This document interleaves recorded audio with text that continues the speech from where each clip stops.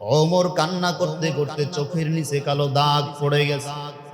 ওমরকে জিজ্ঞাসা করা হয়, ও খলিফাতুল মুসলিমিন, আপনি কেন কান্না করেন? ওমর রাদিয়াল্লাহু তাআলা আনহু বলেন, আল্লাহ পাক যদি ঘোষণা করে দেয় গোটা দুনিয়ার সব মানুষ জান্নাতে যাবে, একজন মানুষ জাহান্নামে যাবে, আমি ওমরের বড় ভয় হয় ওই একজন মানুষ না জানি আমি ওমর হয়ে যাই নাকি। আলী কান্না করে, ও আলী এত কেন কান্না করেন? আলী রাদিয়াল্লাহু তাআলা আনহু কান্না করতে করতে চোখের নিচে কালো দাগ পড়ে গেছে। আলী রাদিয়াল্লাহু তাআলা আনহুকে প্রশ্ন করলেন, আলী এত কেন কাঁদেন? আপনার নাম তো আল্লাহর জান্নাতের খাতায় চলে গেছে। আলী রাদিয়াল্লাহু তাআলা আনহু বলে, আল্লাহ পাক রব্বুল আলামিন ওই হাসরের ময়দানে সবাইকে ডাকিয়া যদি বলে সবাই জান্নাতে যাবে, আলী একা জাহান্নামে যাবে, আমি এই ভয়ে চোখের পানি ফালায়া ফালায়া কান্না করি। অথচ সাহাবায়ে কেরামদের জীবন যেমন কান্নার জীবন, আল্লাহ পাক তাদেরকে জান্নাতের শ্রেষ্ঠ জান্নাতের মেহমান বানায়া দিবেন। নবী আমার বলেন, কান্না এত দামি সম্পদ, এটা চাইলেই সবাই কান্না করতে পারে না। সবার চোখ দিয়া চাইলে আল্লাহর ভয়ের জন্য পানি বের হয় না। এই দুনিয়ায় কিছু কিছু কিছু কিছু বান্দা আছে যারা আল্লাহর ভয়ের জন্য কান্না করে। এমন সময় কান্না করে রে বাবা, যেই সময় মানুষগুলা ঘুমায়, তাহাজ্জুদের সময় জাগিয়া মসজিদের মধ্যে যায় নামাজ বিছায়া, ঘরের বারান্দায় যায় নামাজ বিছাইয়া, তাহাজ্জুদের মুসল্লায় দাঁড়াইয়া আল্লাহর দরবারে চোখের পানি ফালায়া কান্না করে। ওই সময় আল্লাহর ফেরেশতারা আল্লাহকে বলে, আল্লাহ আপনার বান্দার ঘুম নষ্ট করিয়া তাহাজ্জুদের মুসল্লায় দাঁড়াইয়া কান্না করে, তার জন্য আপনি কি রেখেছেন? আল্লাহ পাক রব্বুল আলামিন তখন ফেরেশতাদের বলে, ও ফেরেশতারা, এই বান্দার জন্য আমি আল্লাহ ছোটখাটো কিছু রাখি নাই। জান্নাতুল ফিরদাউসি নুজুলা খালিদিনা ফিহা লা ইয়াবগুনা আনহা হিওয়ালা। আমি আল্লাহ পাক ওই তাহাজ্জুদের কান্নাওয়ালা বান্দার জন্য রেখেছি জান্নাত। ওই জান্নাত হলো 8 জান্নাতের মধ্যে শ্রেষ্ঠতম জান্নাত, জান্নাতুল ফিরদাউস।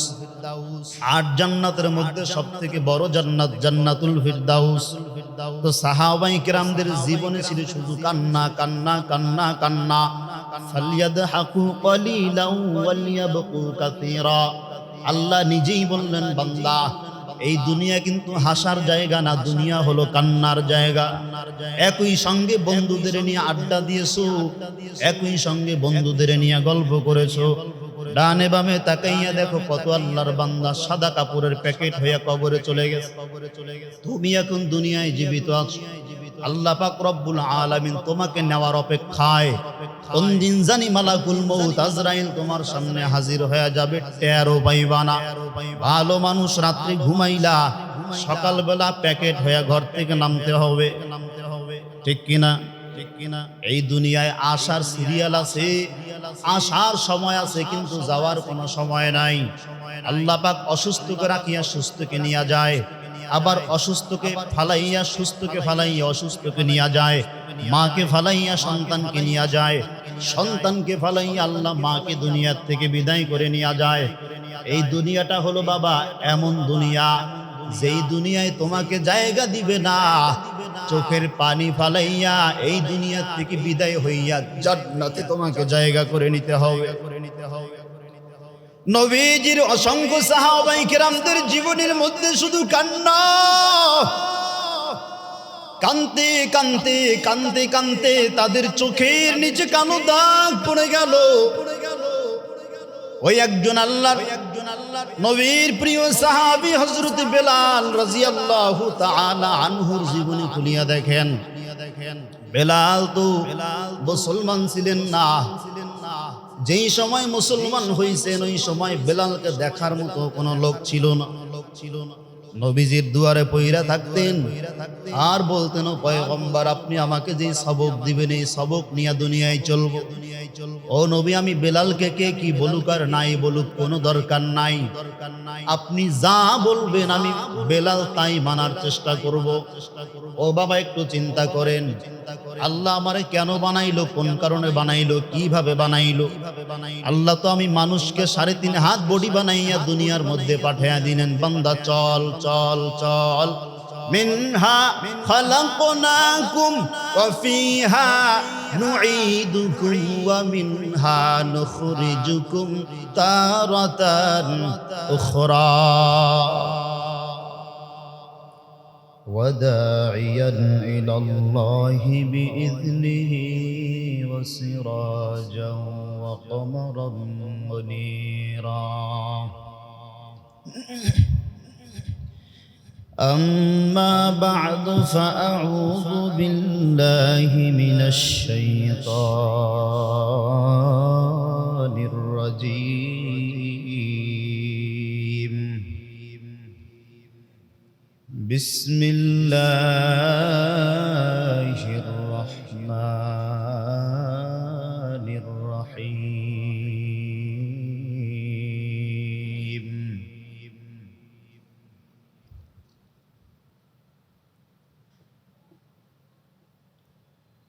يا أيها الذين آمنوا اتقوا الله حق تقاته ولا تموتن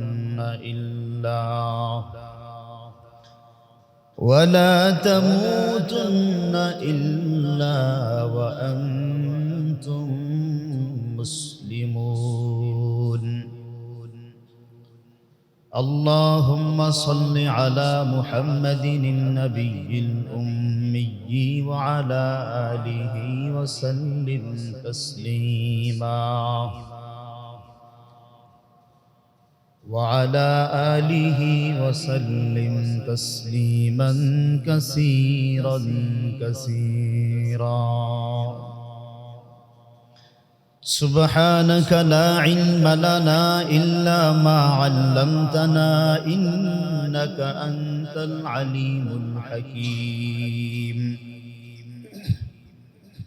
رب اشرح لي صدري ويسر لي أمري واحلل عقدة من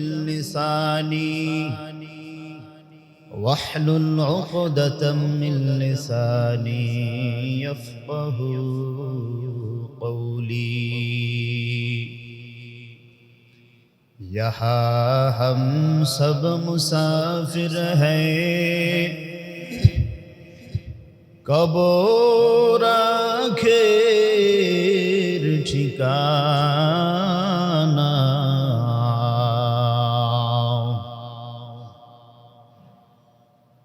यहाँ हम सब मुसाफिर हैं, कब्र आखिर ठिकाना.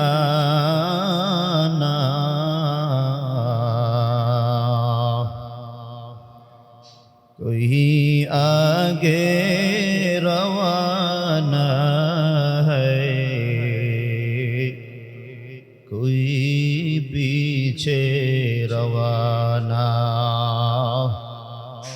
कोई आगे रवाना है, कोई पीछे रवाना. ये दुनिया मिছে গোলে ভাই, শুধু আশার খেলাঘর. চোখ বুঝিলে দেখবি রে মন, কে আপনার কে বাপর. কোথা থেকে আগমন, কোথা যেতে হবে রে, কে আনিল কি কারণে জানা নাই ভবেতে. নদীর পার ভাঙে ও পার গড়ে, এই তো নদীর খেলা. সকাল বেলার ধনীর তোর ফকির সন্ধ্যা বেলা. আলহামদুলিল্লাহ, আল্লাহ রাব্বুল আলামিনের দরবারে শুকর আদায় করি যে মহান স্রষ্টা আল্লাহ তাআলা আমাদের সবাইকে এই পবিত্র শুক্রবার দিন জুমার নামাজ পড়ার উদ্দেশ্যে আল্লাহ তাআলা বাড়ি থেকে মসজিদ পর্যন্ত আসার এবং বসার শামিল হওয়ার তৌফিক আল্লাহ দান করেছেন। এই জন্য মহান আল্লাহ রাব্বুল আলামিনের দরবারে পবিত্র জবান খুলে কালিমাতুশ শুকর উচ্চারণ করি আলহামদুলিল্লাহ।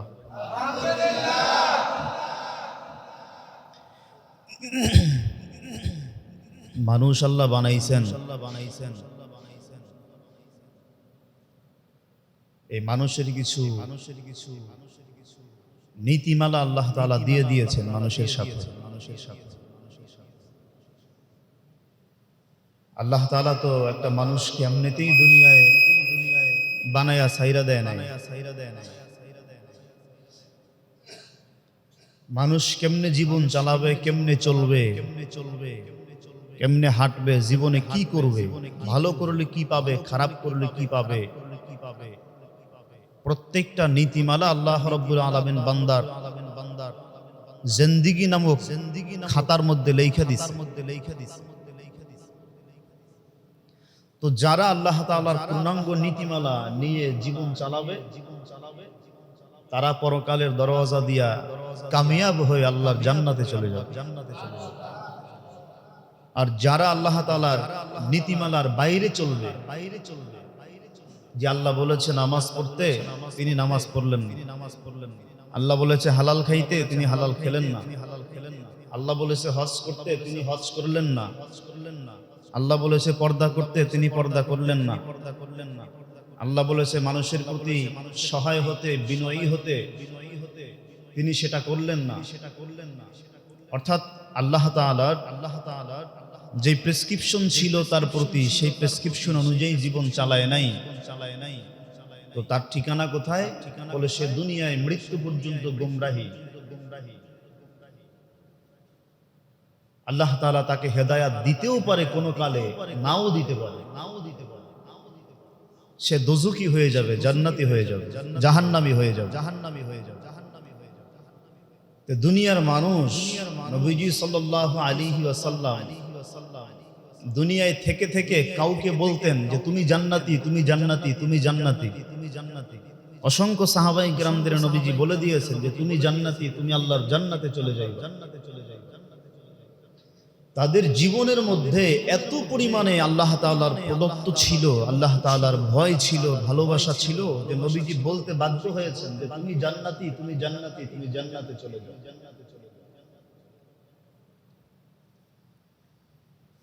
আল্লাহর রাসূল সাল্লাল্লাহু আলাইহি ওয়াসাল্লাম সাহাবায়ে কিরামদেরকে সবসময় নসিহত করতেন যে এই দুনিয়া কিন্তু চিরস্থায়ী জায়গা নয়, এটা ক্ষণস্থায়ী জায়গা। আজ আছে তো কাল নাই, আর পরকালের জিন্দেগি অনন্তকাল।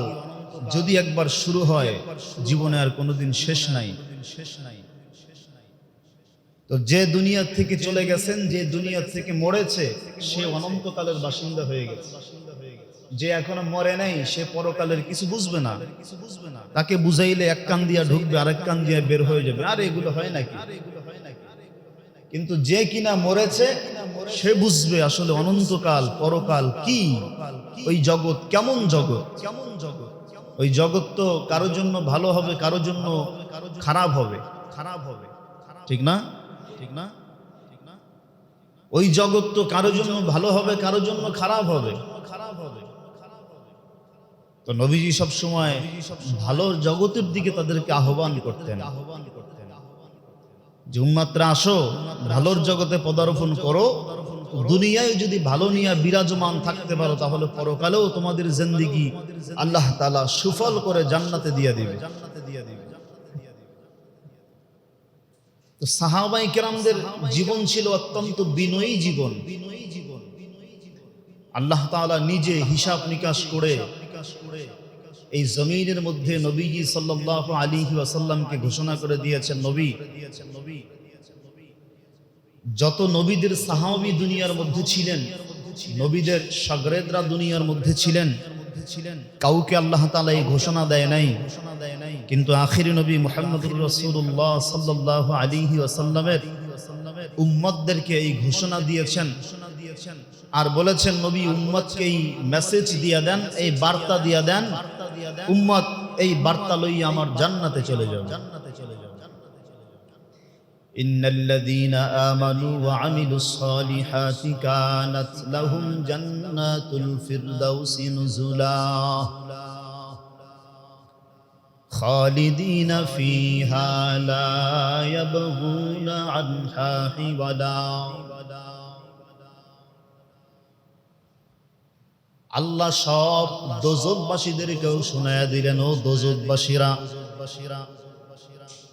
দুনিয়ায় যদি এক চুল পরিমাণ নেক আমল থাকতো তো আমি আল্লাহ ওই এক চুল পরিমাণ নেক আমলের বিনিময়ে কোনো এক সময় জান্নাতে দিয়া দিতাম। কিন্তু যারা দুনিয়া থেকে বিদায় হয়ে যায়, যারা দুনিয়াতে অপকর্ম করে যায়, যারা দুনিয়ায় ন্যায় বিচার স্থাপন করে যায়, আল্লাহ পাক রব্বুল আলামিন সমান নজরে তাদেরকে দেখবেন না। একদলকে জাহান্নামী বলবেন, আরেক দলকে জান্নাতি বলবেন। যারা পরিপূর্ণ আল্লাহ তাআলার প্রেসক্রিপশনের মধ্যে সীমাবদ্ধ হয়ে যাবে তাদেরকে আল্লাহ পাক ঘোষণা করে দিলেন নিশ্চয়ই নবী তারা জান্নাতে চলে যাবে। বলে শুধু জান্নাতে যাবে না, সব জান্নাতের মধ্যে একটা জান্নাত হলো জান্নাতুল ফিরদাউস। কানাত লাহুম জান্নাতুল ফিরদাউসি নুজুলা। আমি আল্লাহর ওই বড় জান্নাত, ওই জান্নাতুল ফিরদাউসে আমি আল্লাহ পাক তাদের মেহমান বানায় দিব। এই জন্য সাহাবায়ে কেরামরা তো জান্নাতুল ফিরদাউসের বাসিন্দা। সাহাবায়ে কেরামরা গুনাহ করতেন, এরপরেও তওবা করতেন। তওবা করিয়া করিয়া চোখের পানি দিয়া দাড়ি ভিজাইতেন, কান্না কইরা কইরা বুক ভিজায় ফেলতেন, রাত্রে ঘুমাইতেন, ঘুমের ঘরে বালিশ ভিজাইতেন। আর আপনার আমার চোখে পানি নাই, বুঝতে হবে গুনাহ করতে করতে করতে করতে কলব নষ্ট হয়ে গেছে, চোখের পানি শুকায় গেছে। এই জন্য বয়ান শুই না ডান বামের মানুষ কান্না করে, আমি কেন কান্না করতে পারি না? কত ওলামায়ে কেরামদের মোনাজাতে ডান বামের মানুষ চোখের পানি ফেলায় কান্না করে, আমি কেন পারি না? নিজের দিলকে প্রশ্ন করতে হবে আর বলতে হবে, এই আমার দিল এতটাই কি খারাপ হয়ে গেলি? আমার ডান পার্শ্বের বান্দা কান্না করে, বাম পার্শ্বের বান্দাও কান্না করে, তোর চোখে কেন পানি নাই? বুঝতে হবে গুনাহ করতে করতে করতে করতে আল্লাহ পাকের দিলের মধ্যে মোহর মেরে দিয়েছেন। চাইলেও হয়তো আমার কপালে হেদায়াত নাও থাকতে পারে, কিন্তু এই জন্য এর এক নম্বর প্রেসক্রিপশন হলো কান্না।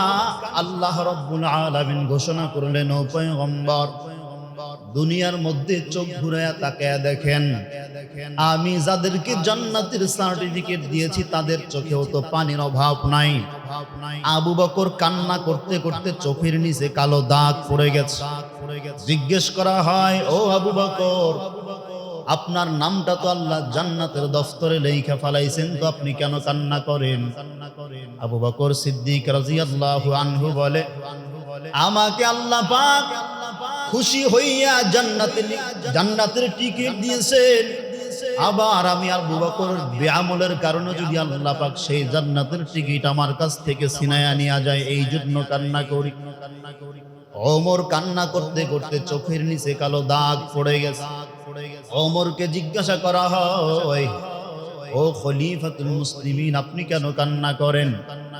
ওমর রাদিয়াল্লাহু তাআলা আনহু বলেন, আল্লাহ পাক যদি ঘোষণা করে দেয় গোটা দুনিয়ার সব মানুষ জান্নাতে যাবে, একজন মানুষ জাহান্নামে যাবে, আমি ওমরের বড় ভয় হয় ওই একজন মানুষ না জানি আমি ওমর হয়ে যাই নাকি।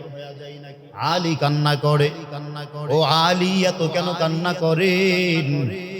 আলী রাদিয়াল্লাহু তাআলা আনহু কান্না করতে করতে চোখের নিচে কালো দাগ পড়ে গেছে। আলী রাদিয়াল্লাহু তাআলা আনহুকে প্রশ্ন করলেন, আলী এত কেন কাঁদেন? আপনার নাম তো আল্লাহর জান্নাতের খাতায় চলে গেছে। আলী রাদিয়াল্লাহু তাআলা আনহু বলে, আল্লাহ পাক রব্বুল আলামিন ওই হাসরের ময়দানে সবাইকে ডাকিয়া যদি বলে সবাই জান্নাতে যাবে, আলী একা জাহান্নামে যাবে, আমি এই ভয়ে চোখের পানি ফালায়া ফালায়া কান্না করি। অথচ সাহাবায়ে কেরামদের জীবন যেমন কান্নার জীবন, আল্লাহ পাক তাদেরকে জান্নাতের শ্রেষ্ঠ জান্নাতের মেহমান বানায়া দিবেন। নবী আমার বলেন, কান্না এত দামি সম্পদ, এটা চাইলেই সবাই কান্না করতে পারে না। সবার চোখ দিয়া চাইলে আল্লাহর ভয়ের জন্য পানি বের হয় না। এই দুনিয়ায় কিছু কিছু কিছু কিছু বান্দা আছে যারা আল্লাহর ভয়ের জন্য কান্না করে।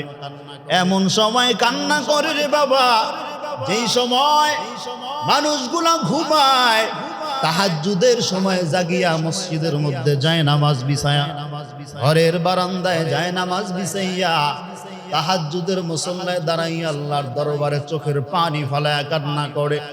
ওই সময় আল্লাহর ফেরেশতারা আল্লাহকে বলে, আল্লাহ আপনার বান্দার ঘুম নষ্ট করিয়া তাহাজ্জুদের মুসল্লায় দাঁড়াইয়া কান্না করে, তার জন্য আপনি কি রেখেছেন?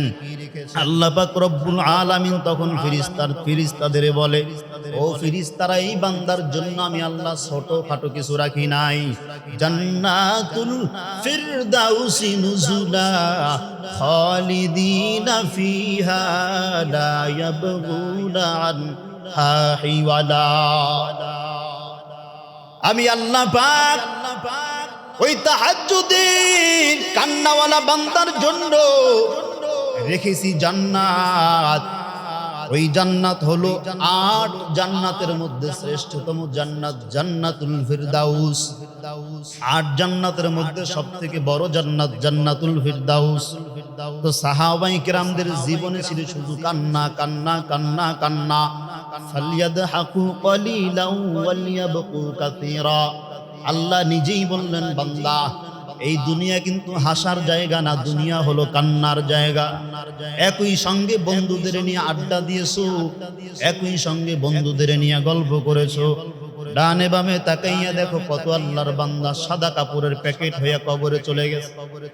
তুমি এখন দুনিয়ায় জীবিত আছো, আল্লাহ পাক রব্বুল আলামিন তোমাকে নেওয়ার অপেক্ষায়।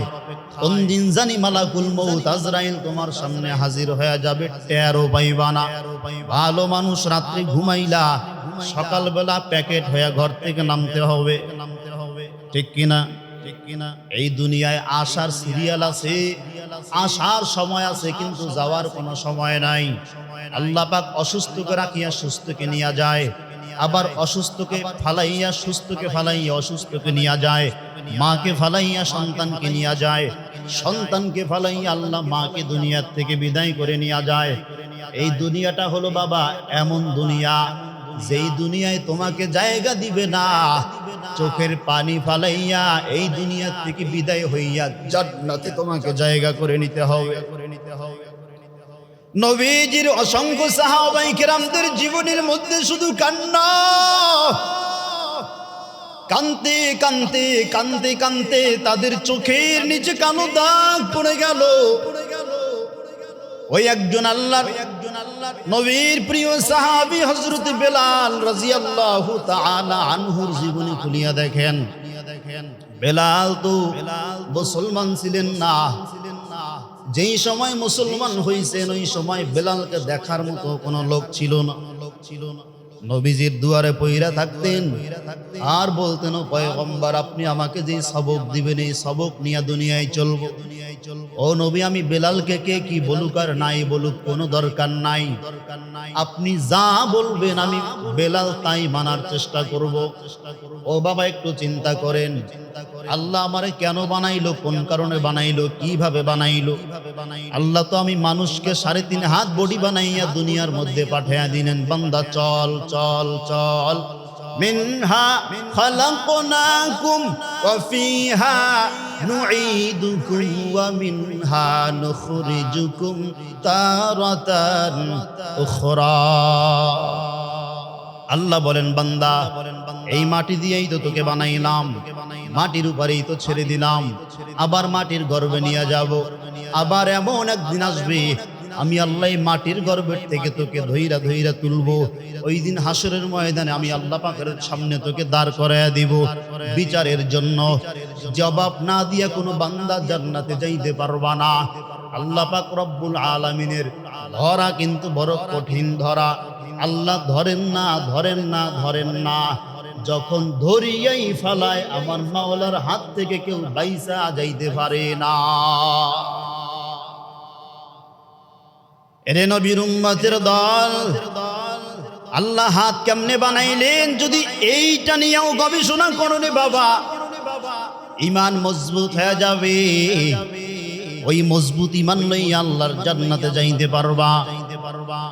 আল্লাহ আমার দেহটাকে কেমনে বানাইলেন, এই যে কথা বলতেছি, এত কথা বলতেছি, এত কথা বলতেছি, জিহ্বাটাকে কেমনে বানাইলেন। জিহ্বা ছাড়া কথা বলা সম্ভব নয়। জিহ্বাটাকে আঙ্গুল দিয়া এইভাবে টিপে ধরবেন, কথা বলার চেষ্টা করবেন, পারবেন না। তার মানে বুঝা গেল কথাটা যদিও মুখ থেকে জবান থেকে বের হয়, কিন্তু বের করে জিহ্বায়। কে বের করে? জিহ্বা নামক মেশিন আল্লাহ পাক এই কথা বের করে। মাইক চলতেছে, মেশিন গরম হয়। ফ্যান চলতেছে, ফ্যানের মেশিন গরম হয়। হাত দিবেন, দেখবেন হাতে সেকা লেগে যাবে, এত পরিমাণে গরম হয়ে যায়। কিন্তু আপনি হাত দিয়ে কাজ করলেন, হাত ব্যথা হয়ে যাবে। হাঁটলেন, হাঁটতে হাঁটতে এক সময় পা ব্যথা হয়ে যাবে। এক সময় দীর্ঘ সময় পর্যন্ত চোখ দিয়া কোনো দিকে তাকিয়ে থাকবেন, চোখ ব্যথা হয়ে যাবে। দীর্ঘ লম্বা সময় কথা বলবেন, মাথা ব্যথা হয়ে যাবে। কিন্তু আজও পর্যন্ত যে জিহ্বা দিয়া এত কথা বলো, এত কথা বলো, এত কথা বলো, আজও পর্যন্ত তো জিহ্বাটা একটা মিনিটের জন্য গরম হয় নাই এবং ব্যথা হয় নাই। বোঝা গেল এটা দুনিয়ার কোনো কুদরত নয়, এটা হলো আমার মাওলার কুদরত। কেমনে আল্লাহ বানাইলেন? আল্লাহকে নিয়ে গবেষণা করিও না।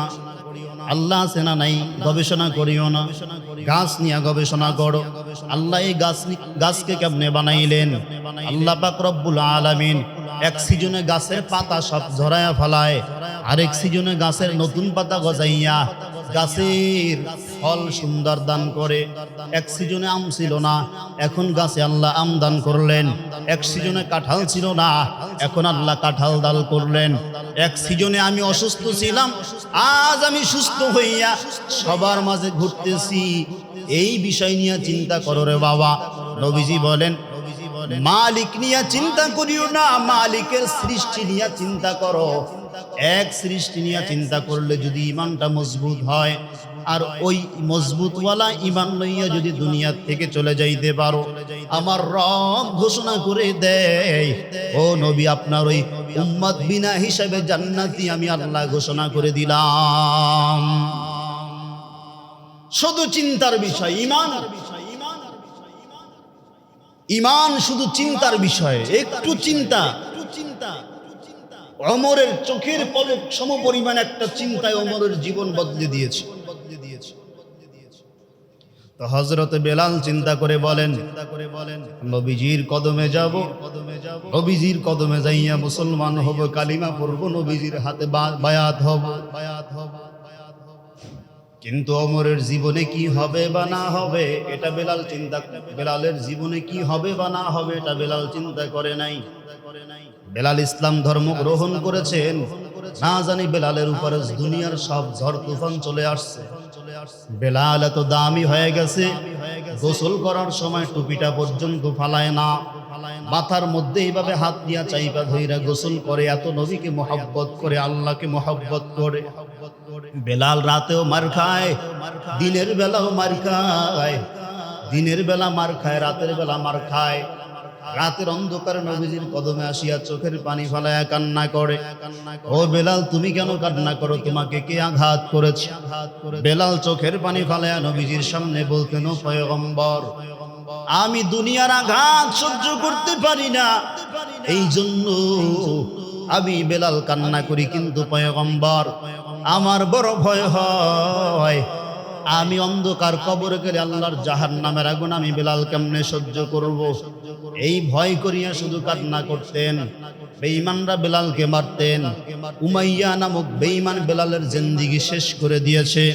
ও বেলাল কালিমা ছেড়ে দাও, নবীর আদর্শ ছেড়ে দাও, আল্লাহর ভালোবাসা ছেড়ে দাও। পায়ের সঙ্গে রশি লাগাইয়া, ঘোড়ার পায়ের সঙ্গে রশি লাগাইয়া টানতেছেন, মরুর বুকে টানতেছেন টানতেছেন টানতেছেন। বেলালের পিঠের চামড়াগুলা, গোস্তগুলা খইসা খইসা মরুর পাহাড়ের অলি গলির সঙ্গে মিশ্রিত হয়ে গেছে। বেলালের রক্তে রঞ্জিত শরীর।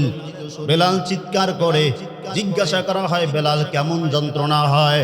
বলে এই যন্ত্রণা আমার জন্য যন্ত্রণা নয়, আমি বেলালের জন্য যন্ত্রণা হইল কবরের আগুন, জাহান্নামের আগুনের যন্ত্রণা আমি বেলাল সহ্য করতে পারবো না। ও আল্লাহ, আপনি আমি ইসলাম ধর্ম গ্রহণ করার কারণে যত মন চায় শাস্তি দেন, যত মন চায় শাস্তি দেন, কিন্তু জাহান্নামের আগুনে আমি বেলালকে জ্বালাইয়েন না। ও বাবা, ভালো করে বুঝবেন, 10 জন সাহাবীর তালিকায় যদিও বেলালের নাম নাই, কিন্তু বেলালের জন্য আল্লাহ স্পেশাল ঘোষণা করে দিলেন, ও নবী আপনি চিন্তা করবেন না, আপনি বেলালকে লইয়া আপনি পয়গম্বর ওই দিন জান্নাতে যাবেন। নবীও বলেছেন হাসরের ময়দানে সব নবীরা পর্যন্ত হাইটা হাইটা হাইটা হাইটা ময়দানে আগমন করবে, সাহাবাই কেরামরাও হাইটা হাইটা ময়দানে আগমন করবে, কিন্তু আমি পয়গম্বর তাকায়া দেখব, আমার বেলাল পায়ে হেঁটে আসবে না, আমার বেলাল আমার আল্লাহ দেওয়ার পক্ষ থেকে একটি লাল উটের পিঠে চড়িয়া হাসরের ময়দানে আমি নবীর সামনে আগমন করবি। ওই বেলাল এত দামি বেলাল, যেই বেলাল দেখতে এতটাই কালো, কোনো যোগ্যতা নাই, নিজের নামটাও পর্যন্ত লিখতে জানেন না। তাফসীরের কিতাবের মধ্যে বেলাল সম্পর্কে বিভিন্ন নমুনা বর্ণনা হয়। বেলাল শুধু দেখতেই কালো ছিলেন না, বেলাল কথাও বলতে পারতেন না। আমাদের সমাজে একদল মানুষ আছে যাদের জিহ্বা ছোট থাকে, তোতলায়া কথা বলে, বেলালের ওই রকম ছিল। বেলালের আলা জিহ্বা ছোট ছিল, তোতলায়া তোতলায়া কথা বলতেন, যা একটু বলতেন তাও ভালো স্পষ্ট বোঝা যাইত না। কিন্তু বেলালকে আল্লাহ পাক রব্বুল আলামিনের ঘোষণায় মসজিদে নববীর মুয়াজ্জিন বানায়া দিছে। বেলালের আজানের শব্দতে শুধু দুনিয়াবাসীর ঘুম ভাঙ্গে না, বেলালের আজানের শব্দ শুনিয়া আল্লাহর আরশের ফেরেশতারা পর্যন্ত বাইতুল মামুর তাওয়াফ করে। ওই বেলাল নবীজির সাথে যুদ্ধে যাবে, নবী আমাকে যুদ্ধে নিয়ে যান। নবী বলেন, ও বেলাল যুদ্ধে যাওয়া লাগবে না, মসজিদের দায়িত্ব পালন করো, আজান দিবা, ফজরের সময় আজান দিবা, যুদ্ধে যাওয়ার দরকার নাই। যুদ্ধ কায়েম হয়ে গেল। আজান, হযরত বেলাল যখন হাইয়া আলাস সালাহ হাইয়া আলাল ফালাহ বললেন, তখন বেলালের কানের মধ্যে কে যেন আসিয়া বলে, মদিনার নবী নাই, যুদ্ধের ময়দানে পয়গম্বরকে বেঈমানরা হত্যা করে ফেলেছে। বেলাল ওই সময় চিৎকার দিয়া বলে, ও আল্লাহ, আমি কার জন্য আজান দিব? যেই নবী আমি বেলালের আজান শুনতেন, ওই নবী যদি আজকে দুনিয়ায় না থাকে তো আমি বেলালের আজান দেওয়ার কোনো প্রয়োজন নাই। বেলাল মসজিদ থেকে দৌড় মারিয়া আজান শেষ না করিয়া চলে গেলেন যুদ্ধের ময়দানে। গিয়া দেখেন পয়গম্বর জীবিত আছেন। পয়গম্বরকে জড়ায়া ধইরা বললেন, ও পয়গম্বর, আমি কানের মধ্যে আওয়াজ পাইলাম আপনাকে বেঈমানরা হত্যা করে ফেলেছে, কতল করে ফেলছে। বেলাল দৌড়াইয়া পাগলের মতো চলে যায়। বেলাল, যেই বেলাল মাথার টুপিও ফালাইতেন না, হাত দিয়া চাইপা ধইরা গোসল করতেন যাতে করে টুপি না লড়ে। রাত্রিবেলা ঘুমাইতে গিয়াও টুপি খুলতেন না, ওই অবস্থায় টুপি মাথায় দিয়া ঘুমাইতেন। ঘুম থেকে উঠাও দেখতেন টুপি মাথার মধ্যে। কিন্তু বেলাল নবীজির মৃত্যুর সংবাদ শুনিয়া এমন ভাবে দৌড় মারলেন, মাথার থেকে টুপি পড়ে গেল, বেলালের কোনো খবর নাই। প্রতিমধ্যে এক আল্লাহর বান্দা প্রশ্ন করেন, ও ভাই বেলাল, তুমি কেন দৌড়াও? বলে, আমাকে পয়গম্বর যুদ্ধের ময়দানে নেয় নাই, পয়গম্বর আমাকে আজান দেওয়ার দায়িত্ব দিয়ে গেলেন, কিন্তু আমি যখন হাইয়া আলাস সালাহ বললাম, হাইয়া আলাল ফালাহ বলার সময় শুনি আমার কানের মধ্যে নবীজি নাই, নবীজি দুনিয়ার থেকে বিদায় হয়ে গেছে। আমি বেলাল যেই নবীর জন্য আজান দিব, ওই নবী যদি দুনিয়ায় না থাকে তো আমি বেলাল আজান দিতে পারবো না। এটাই ছিল হযরত বিলালের প্রেম, আমার নবীর জন্য ভালোবাসা। ওই বিলালকে আমার আল্লাহ এতটাই মোহাব্বত করতেন, আল্লাহ পাক রব্বুল আলামিন বিলালকে এতটাই মোহাব্বত করেছেন, নবীজি মক্কা বিজয় হওয়ার পর নবীজি এবার মক্কা বিজয়ের আজান দেওয়াবেন সাহাবাই কেরামদের দিয়া। নবীজির সিদ্ধান্ত হলো মক্কা বিজয়ের আজান হযরত আবু বকর দিবে, না হয় হযরত ওমর দিবে, না হয় হযরত আলী দিবে। এইভাবে পয়গম্বর সিদ্ধান্ত করা শুরু করলেন। দীর্ঘ সময় হয়ে গেল, কেউ জানি সাহস পায় না মক্কা বিজয়ের আজান দেওয়ার জন্য। আবু বকর বলে ওমর দিবে, ওমর বলে ওসমান দিবে, ওসমান বলে আলী দিবে, আলী বলে আবু বকর দিবে। এক সাহাবী আরেক সাহাবাই কেরামকে বলে নবীজির সিদ্ধান্ত শেষ তার জন্য দাঁড়ায়।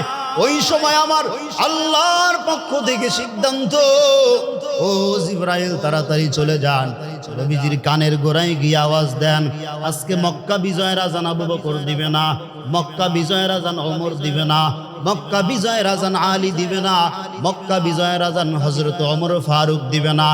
আজ মক্কা বিজয়ের আজান দিবে ওই আফ্রিকার কালো হযরত বিলাল। নবীজি এবার বলেন, বিলাল কই, আসো আমি পয়গম্বরের বুকে আয়।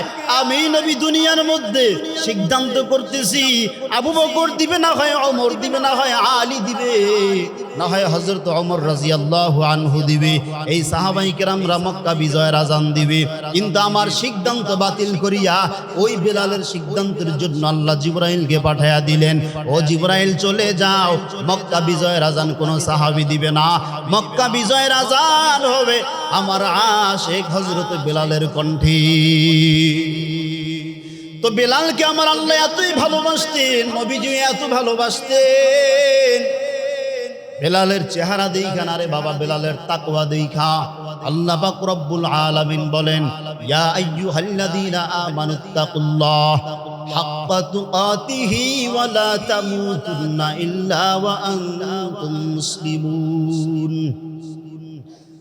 আল্লাহ এবং বান্দার মধ্যে সম্পর্কের মাধ্যম হলো তাকওয়া, নবী এবং উম্মতের মাধ্যম হলো তাকওয়া এবং সুন্নাহ। আল্লাহ পাক রব্বুল আলামিন বলেন, তাকওয়ার হাতিয়ার যার মধ্যে যত বেশি আমি আল্লাহর পরিচয় বান্দার মধ্যে তত জাহেরাত হয়ে যাবে, তত বেশি হয়ে যাও। এই জন্য বাবা যত বয়ান করি আর যত বয়ান শুনেন, লাভ ওই দিন হবে যেই দিন আমল করিয়া এক জাররা পরিমাণ হলো কোনো একটা গুনাহ আল্লাহর ভয়ের জন্য ছেড়ে দিতে পারবেন। নবীজি বলেন, ও বান্দা, সারা জীবন গুনাহ করেছো, একটা গুনাহ আল্লাহর ভয়ের জন্য ছেড়ে দিবা, আল্লাহ ওই গুনাহটা আমি প্রত্যেক দিন করতাম, আজ থেকে আর করব না। নবীজি বলেন, 1000 বছর ইবাদত করলে আল্লাহ পাক যেই পরিমাণ মর্তবা তোমাকে দান করবে, আল্লাহর দিকে তাকাইয়া ওই একটা গুনাহ ছেড়ে দিলে আল্লাহ পাক রব্বুল আলামিন 1000 বছর ইবাদতের থেকেও বেশি সওয়াব তোমাকে দান করবে। মাত্র একটা গুনাহ ছেড়ে দেন। সেই গুনাহটা কি হতে পারে? হয়তো জীবনে বহু নামাজ বাদ দিয়েছি, আর বাদ দিব না। জীবনে বহু হারাম খেয়েছি, আজ থেকে আর খাবো না। এখনো জিনা করতেছি, আর জিনা করব না। যে কোনো একটা গুনাহ জীবন থেকে বাদ দিয়ে দেন। নবীজি বলেন, 1000 বছর ইবাদত করলে আল্লাহ তোমাকে যেই পরিমাণ মর্তবা দান করতেন, ওই একটা গুনাহ ছেড়ে দেওয়ার কারণে তার থেকে বেশি দৌলত আল্লাহ তোমারে দিয়ে দিবে। এই জন্য আমরা তো সবাই গুনাহগার, নাকি? নেক কাজ যেটুকি করে উম্মত, গুনাহ করতে গেলে ওই গুনার নেকে কাটাকাটি হয়ে যায়। 5 ওয়াক্ত নামাজ পড়লো, 1 ওয়াক্ত নামাজও বাদ দিল না, এই একটু জিহ্বা সামলাইতে পারলো না, একটু হারাম খাইলো, একটু হারামে 5 ওয়াক্ত নামাজ শেষ। 5 ওয়াক্ত নামাজ সুন্দরভাবে পড়লেন, কিন্তু চোখের নজর ঠিক রাখতে পারলেন না। রাস্তা দিয়ে যাচ্ছেন, বেগানা নারীর দিকে তাকাইয়ে একটু মনোবলটাকে দুর্বল করলেন। কেউ জানলেন না, আপনি একা যাচ্ছেন, কেউ জানে নাই, কেউ দেখে নাই, জানছেন কে? তার জানার ক্ষমতা নাই, কমে গেছে নাকি? জুমার নামাজ পড়তে আসলেন, নামাজ পড়িয়া যাওয়ার সময় বেগানার দিকে তাকাইলেন, তাকাইয়ে একটু মনে মনে ভিন্ন চিন্তা করলেন, শেষ জুমার ইবাদত, পরিণাম ফলে আল্লাহ তাআলার জাহান্নাম আপনাকে গ্রাস করে ফেলবে। এই জন্য চোখের হেফাজত, মুমিনের চলার ক্ষেত্রে চোখের হেফাজত। 2 নম্বর হলো জিহ্বার হেফাজত। চোখ যার ভালো তার সব ভালো। চোখের গুনাহ হয়, হাতের গুনাহ হয়, জবানের গুনাহ হয়, পায়ের গুনাহ হয়, অঙ্গ প্রত্যঙ্গের গুনাহ হয়, অন্তরের গুনাহ হয়। এই সব গুনাহ সাপ্লাই হয় এই কলবের মধ্যে।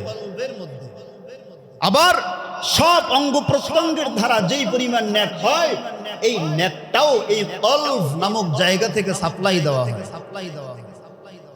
এই জন্য নবী বলেন, কলব মানুষের এমন একটা দৌলত, যেই কলব যদি একবার ভালো হয় গোটা দেহটাই ভালো হয়ে যায়। قال النبي صلى الله عليه وسلم ألا وإن في الجسد مضغة إذا صلحت صلح الجسد كله وإذا فسدت فسد الجسد كله ألا وهي القلب। মানুষের বাম দুধের 4 আঙ্গুল নিচে একটা জায়গা আছে, গোস্তের টুকরা আছে, যার নাম হলো কলব। এই গোস্তের টুকরাটা যদি ভালো হয়, বান্দার মাথা থেকে পা পর্যন্ত 3.5 হাত দেহটাই ভালো হয়ে যায়। এই গোস্তের টুকরাটা যদি খারাপ হয়, বান্দার মাথা থেকে পা পর্যন্ত গোস্তের টুকরাটাই খারাপ হয়ে যায়। আল্লাহর নবী 1000 বছর আগে জানায়া দিলেন, এই কলব যার সুন্দর তার দুনিয়ার জিন্দেগি সুন্দর, এই কলব যার সুন্দর পরকালের জিন্দেগি সুন্দর। আলা ওয়া ইন্না ফিল জাসাদি মুদগা ইদা সলাহাত সলাহাল জাসাদু কুল্লু ওয়া ইদা ফাসাদাত ফাসাদাল জাসাদু কুল্লু আলা ওয়া হিয়াল কলব। নবীজি বারবার কলবের বয়ান করতেন। ও বান্দা, এই কলব পরিষ্কারের 1 নম্বরের ঔষধ হইল জিকির। হ্যাঁ, শুধু জিকির দ্বারাই কলব পরিষ্কার হবে না, জিকিরের পাশাপাশি ইবাদত লাগবে কি লাগবে না? নামাজ লাগবে কি লাগবে না? রোজা লাগবে কি লাগবে না? হালাল হারামের তমিজ হানা চলা যাচাই বাছাই লাগবে কি লাগবে না? চোখের হেফাজত লাগবে কি লাগবে না? অঙ্গ প্রত্যঙ্গের হেফাজত লাগবে। সব সমষ্টিগতভাবেই পরিশুদ্ধ হবে কলব। এই দুনিয়ার জমিনে আল্লাহর একজন বান্দা ছিলেন হযরত লুকমান আলাইহিস সালাতু ওয়াস সালাম। পবিত্র কোরআনুল কারীমের মধ্যে 114 খানা সূরা আল্লাহ নাজিল করলেন। 114 খানা সূরার মধ্যে একটা সূরা আছে, সূরাটার নাম হলো সূরাতুল লুকমান। আল্লাহ পাক ওই বান্দার নামে সূরা নাজিল করেছেন। লোকমান যদিও নবী ছিলেন না, কিন্তু আল্লাহর প্রিয় একজন মানুষ ছিলেন। কলবের দিক থেকে লোকমান এতটাই পরিশুদ্ধ ছিলেন, যেই লোকমানের নাম আল্লাহর আরশে আজিমের মধ্যে আমার মাওলায় ফেরেশতাদের সামনে সব সময় গবেষণা করতেন। লোকমান ছিলেন গরিব। আগে তো গোলাম বিক্রি হইতো, রাজার বাড়িতে লোকমান বিক্রি হয়ে গেছেন ছোটবেলায়।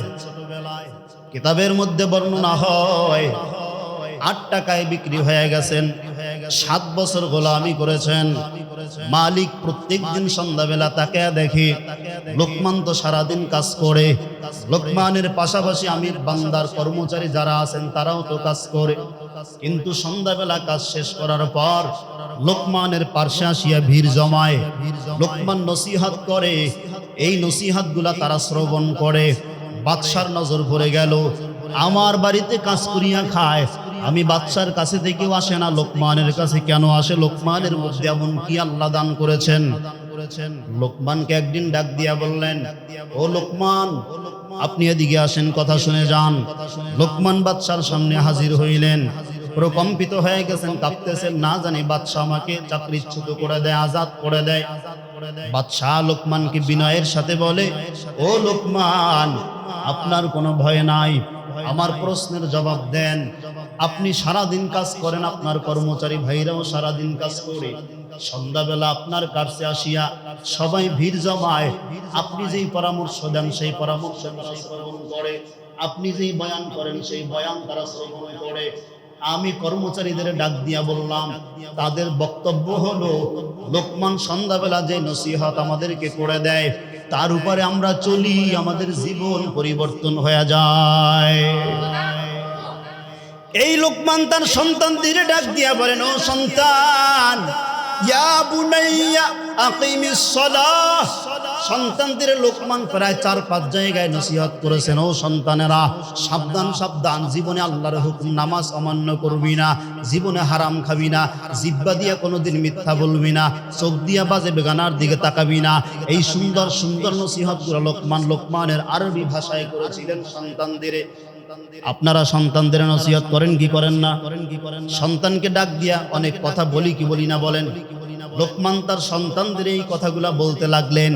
আল্লাহ পাক রব্বুল আলামিনের কাছে লোকমানের কথাগুলা এতটাই প্রিয় হলো, এতটাই পছন্দ হলো, আল্লাহ কোরআনের আয়াত বানাইয়া লোকমানের ওই নসিহতগুলা কোরআনে দিয়েছেন। এরপরে লোকমান যখন ডাকলেন, লোকমানকে ডাকলেন, ও লোকমান, আমি বাদশা এবার পরীক্ষা করব তোমার মধ্যে কি আছে বা নাই। যাও, হাতের মধ্যে ছুরি লও, ওই মরুভূমির এলাকায় চলে যাও, একটা বকরি জবাই করে দাও। বকরি জবাই করিয়া আমি বাদশার পরীক্ষার 1 নম্বর প্রশ্ন হলো, বকরির মাথা থেকে পা পর্যন্ত 2টা গোস্তের টুকরা কাইটা নিয়ে আসবা, সব থেকে ভালো, যেই 2টা গোস্তের টুকরার মতো ভালো আর বকরির দেহের মধ্যে নাই। লোকমান চলে গেলেন, 1 নম্বর জিহ্বাটাকে কাটলেন, 2 নম্বরে কলবটাকে কাটলেন, এই হাড়টাকে কাটলেন, যেটাকে আরবিতে কলব বলা হয়। এই 2টা গোস্তের টুকরা কাটিয়া বাদশার সামনে হাজির করলেন। ও মহারাজ, আমি লোকমান বুঝি এই 2টার মতো দামি গোস্তের টুকরা বকরির দেহের মধ্যে নাই। বাদশা আবার বললেন, আবার ছুরি লও, আবার চলে যাও মরুভূমির এলাকায়, আরেকটা বকরি জবাই করে দাও। প্রথমাংশ ভালো, জিহ্বা এবং কলব, তুমি বলে সেই 2টার মতো ভালো আর জগতে কিছু নাই। এই 2টা যখন ভালো হয় মানুষের সব ভালো হয়ে যায়। এবার খারাপ 2টা গোস্তের টুকরা কাইটা নিয়ে আয়। বাদশার কথা মতো লোকমান চলে গেলেন, আরেকটা বকরি জবাই করলেন, দ্বিতীয় বকরির থেকেও জিহ্বাটাকে কাটলেন, কলবটাকে কাটলেন, 2টা গোস্তের টুকরা কাইটা বাদশার সামনে হাজির করলেন। বাদশা এবার চমকে গেলেন, ব্যাপারটা কি? প্রথম একই জিনিস নিয়ে আসলা, দ্বিতীয়বার একই জিনিস নিয়ে আসলা, এবার আমাকে বুঝাইয়া দাও 2টার মধ্যে পার্থক্য কি?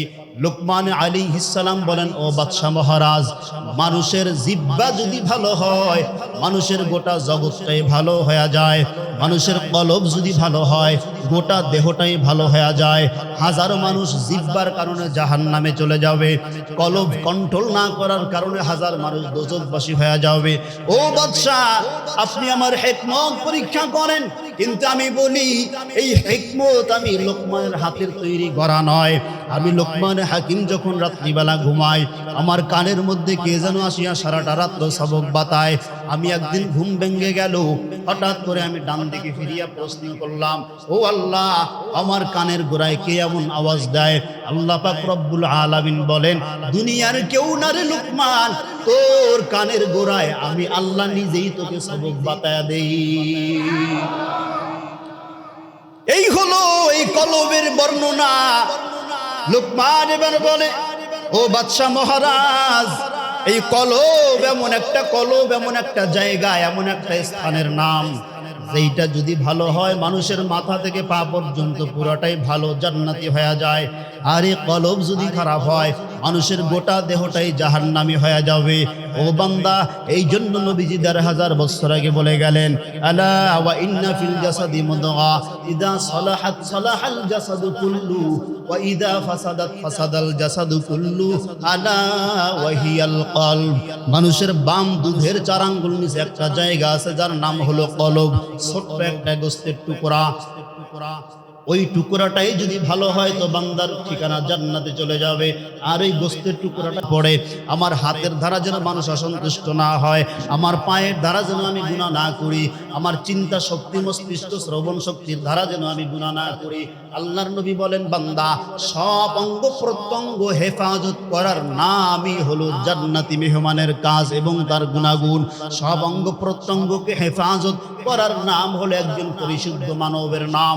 আল্লাহ পাক পাক রব্বুল আলামিন বলেন, হাত কন্ট্রোল করলি তো পাও করলি না, চোখ কন্ট্রোল করলি তো জবান কন্ট্রোল করলি না, জবান কন্ট্রোল করলা তো কান কন্ট্রোল করলা না। না না, হবে না। আমার চোখ আল্লাহর দিকে থাকবে, আমার নজর আল্লাহর দিকে থাকবে, জবানটাও আল্লাহর দিকে থাকবে, হাত আল্লাহর দিকে থাকবে, আমার মস্তিষ্ক শ্রবণ শক্তি আল্লাহর দিকে থাকবে। আল্লাহ বলেন, সব যদি আমি আল্লাহর জন্য হয়ে যায়, আমি আল্লাহও ওই বান্দার জন্যই হয়ে যায়। এই জন্য এই যেই কথা বললাম, এই কলব সম্পর্কে যেই শুনলেন, এটা দরকার আছে না নাই? থাকলে তো সকাল সন্ধ্যা জিকির করা দরকার। জিকির তো নাই, আমরা ভুলেই গেছি। মসজিদে ফজরের পরে জিকির হয়, এই 2-4 জনে বসে, বাকিরা চলে যায়।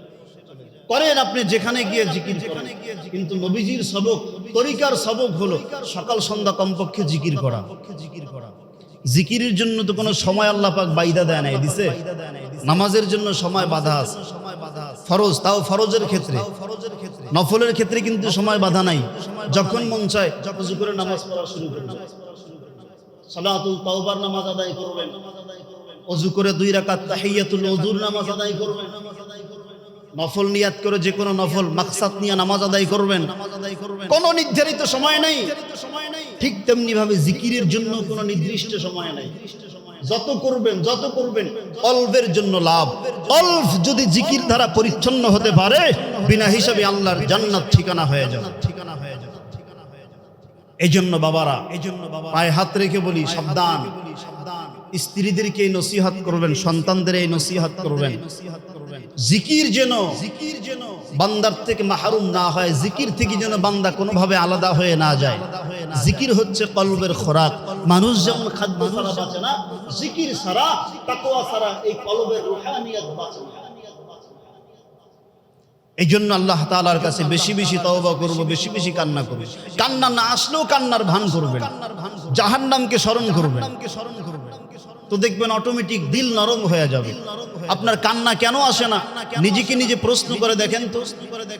আমার ডানে বামে বহুত মানুষ কান্না করে, অথচ আমার চোখে কোনো পানি নাই, চেষ্টা করি এরপরেও আসে না। তার মানে বুঝা গেল আপনি আল্লাহ তাআলার দরবার থেকে বহু দূরে সরে আছেন। আল্লাহ তাআলার মুহাব্বতের জায়গা থেকে, রাস্তা থেকে আপনি বহু দূরে সরে আছেন, বিধায় আপনার চোখে পানি নাই। দিলের মধ্যে আল্লাহ মোহর মাইরা দিছেন। এই দিল যতক্ষণ পর্যন্ত নরম না হবে, ততক্ষণ পর্যন্ত চোখ দিয়ে পানি আসবে না। আর চোখ দিয়ে যতক্ষণ পর্যন্ত পানি না আসবে, ততক্ষণ পর্যন্ত আমার আল্লাহর মারিফত হাসিল করা যাবে। এই জন্য আল্লাহ তাআলার কাছে সব সময় দোয়া করব, প্রত্যেক নামাজের পরে আল্লাহর কাছে কমপক্ষে মোনাজাত দিয়ে কান্না করা, জিকির আজকার করা, কুরআনুল কারীমের তেলাওয়াত করা। এমন কোন ইবাদত নাই যেটার থেকে নিজেকে মাহরুম করতে হবে। আল্লাহ আমাদের সবাইকে সব ইবাদতের মধ্যে শামিল হয়ে চলার তৌফিক আল্লাহ দান করেন। আল্লাহ আমাদের সবাইকে কান্নাওয়ালা চক্ষু দান করেন, জিকিরওয়ালা জিহ্বা আল্লাহ আমাদের